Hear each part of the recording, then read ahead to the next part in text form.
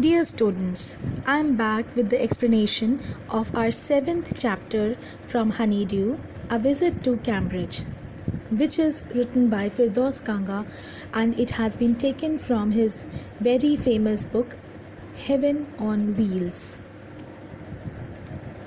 The two great men exchange thoughts on what it means to live life in a wheelchair, and on how the so-called normal people react to the disabled.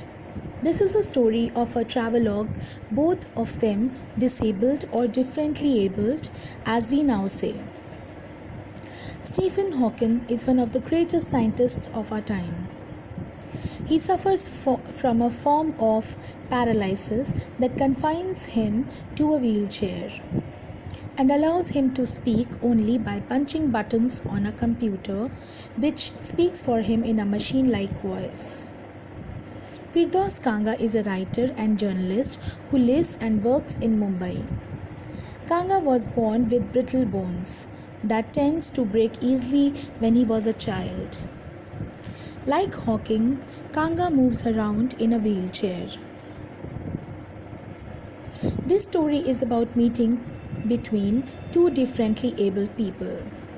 Both were extraordinary in their fields. Stephen Hawking was a great scientist, though he suffered from paralysis. He can speak only through the computer and confines to a wheelchair. Firdaus Kanga, the writer and journalist from Mumbai, was born with very weak and easily breakable bones. He took moves around in a wheelchair. Both met in England at Stephen's place. They discussed about the point of view of normal people for differently abled. The writer Firdaus was on a walking tour through Cambridge to UK. He got to know about Hawking from his guide. Hawking was occupying Newton's chair at the university.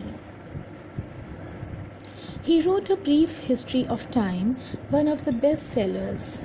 Firdaus called Hawking and got appointment to meet him for an hour. It was encouraging to Firdaus to meeting somebody like him on a wheelchair. Both of them were differently abled. Their bodies were disintegrated, but minds were brilliant. Hawking had little switches in his hand. He was able to move his finger to find the words on computer. When Firdaus asked Hawking that people often thought that disabled people were unhappy people, Hawking replied, "I find it amusing when people patronize me." He was a very practical person. He didn't think anything good about being disabled. He admitted that it is annoying when another disabled person came and disturbed him in his work. Seeing the poor condition of great scientists, Firdaus felt relief because neither he can walk nor even stand. Hawking didn't like the idea of disabled Olympics. According to him, it is wastage of time. His advice that they should concentrate on what they are good at.